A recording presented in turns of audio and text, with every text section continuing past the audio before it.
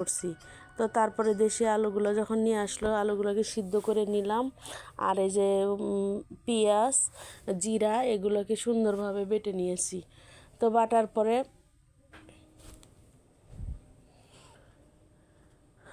মশলা কষাইতে দিলাম। এই যে তেলের মধ্যে পেঁয়াজ, কাঁচামরিচ একটু বা লাল লাল করে ভেজে নিলাম। তারপরে একটু পরিমাণ মতো লবণ,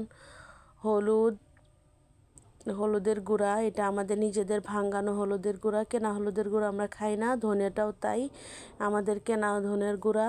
তারপরে পরিমাণ মতো মরিচের গুঁড়া দিয়ে এগুলোকে সুন্দরভাবে কষে নিব। এই যে কষানো হচ্ছে। তারপর তেলের মধ্যে একটু ভাজার পরে একটু ঝোল দিয়ে কষায় নিছি। তারপর এটার মধ্যে আমাদের গাছে যে স্পেশাল টমেটো, সেই টমেটো কুচি করে কেটে দিয়ে দিলাম এটার ভিতর। তারপর এটা যখন কষানো হয়ে যাবে, সুন্দর একটা সুঘ্রাণ আসবে, তখন এটার মধ্যে এই যে টমেটো কুচিগুলোকে উঠায় নিচ্ছি, কারণ টমেটো কুচি গলে যাবে মাছের সাথে দিলে, ওর অস্তিত্বই থাকবে না। এই জন্য টমেটো কুচিগুলোকে সিদ্ধ আলুর মধ্যে উঠায় নিলাম। আর এই মাছগুলো দিয়ে দিলাম, শোলটা কি, এই মাছগুলো দিয়ে সুন্দরভাবে এই যে কষে নিলাম। এত সুন্দরভাবে কষাইতে হবে যেন মাছও না ভাঙে, আবার কষানোটাও সুন্দর হয়। তারপরে এটার মধ্যে একটু ঝোল দিয়ে দিব, সামান্য পরিমাণের পানি দিয়ে দিব। আর মাছ আমি উঠাবো না, কারণ শোলটা কি মাছ এমনি একটু শক্ত শক্ত থাকে। যতই রান্না করা হয়, একটু আস্তে রান্না করলে এটা আর ভাঙে না। আর ভাঙতে গেলেও কিন্তু খুন্তি দিয়ে বারবার গুতায় গুতায় ভাঙতে হয়। এটা আমি ভাঙবো না, আস্তে রাখবো।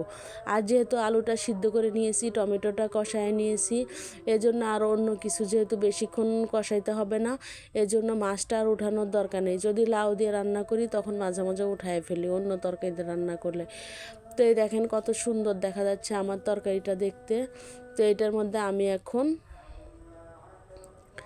এই তরকারিগুলো দিয়ে দিব, আলু আর টমেটো কুচি। আর এই যে দেখেন 2টা ডিম দিয়ে দিলাম। কে কে এরকম মাছের মধ্যে ডিম দিয়ে খেতে হয়, কারণ ডিমের জন্য আলাদাভাবে রান্না করতে পারবো না। আমাদের বাসায় যে বাচ্চা আছে 2টা, ওরা এরকম খায় না, এই মাছটা খাবে না, কোনো মাছই মোটামুটি খায় না। শুধু ইলিশ মাছ, চিংড়ি মাছ হইলে একটু খায়, অন্য কোনো মাছই তারা পছন্দ করে না। তো কি করব, মাছের ঝোলটা একটু খাইলো আর ডিম দিয়ে দিলাম, তারা যেন প্রোটিনের চাহিদাটা পূরণ হয়, এই জন্য ডিমটা দিয়ে দিয়েছি।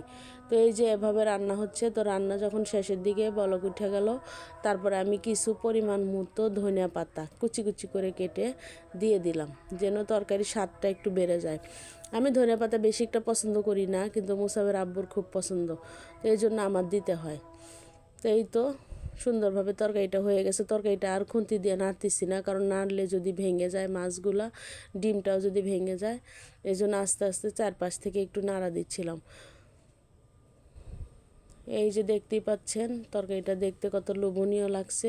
এভাবে আপনারাও বাসায় রান্না করে ট্রাই করে দেখবেন যে ডিম আর মাছ, বাসায় অনেক সময় অনেকেও মাছ খায় না, ডিম খায়, বাচ্চারাও এমনকি বড়রাও এই ধরনের ঝামেলা করে। তো আপনারা ইচ্ছে করলে এভাবে একসাথে মিলিয়ে রান্না করতে পারেন, খেতেও অসাধারণ লাগে, খারাপ হয় না। তো এই দেখেন ইফতারের সময় দ্রুত রান্না করতে গেছিলাম, বেলের শরবতটা আর খাওয়া হয় নাই, তাই এই যে এখন বেলের শরবতটা ঢেলে খেয়ে নিচ্ছিলাম, কারণ খুব টায়ার্ড লাগতেছিল। রান্না বান্নার ঝামেলা ছিল, সারাদিন রান্না করতে পারি নাই। এই তো এই দেখেন মাছটা ডিমটা দিচ্ছে আমার মেয়েকে। 3টা ডিম দিলাম, 3টা ডিম বলতে 2টা আলু আর একটা ডিম আর কি দিয়ে দিলাম। তারপর ওর বাবাকে দিচ্ছিলাম মাছ টমেটো।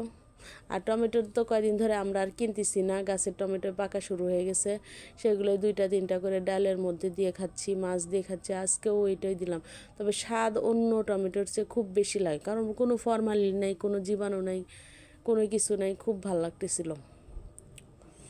আর মাঝে মাঝে অন্যদেরকে 1-2টা করে দিচ্ছিলাম, বেশি তো না, মাঝে মাঝে পাকে আর কি, একসাথে পারে তো পাকতেছি না। তো এই যে ওর বাবা খাচ্ছে, দেখি কি বলে, আগে খায় দেখো কেমন লাগে। খেয়ে বললো খুবই মজা হয়েছে, খুবই অসাধারণ হয়েছে।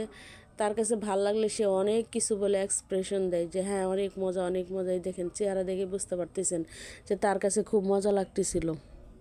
যাই হোক, আমাদের রান্নাটা, আমাদের ভিডিওটা কেমন ছিল কমেন্ট করে বলবেন, তাহলে আমরা ভিডিও করার একটু উৎসাহ পাই। ধন্যবাদ সবাইকে আমাদের ভিডিওটি কষ্ট করে দেখার জন্য।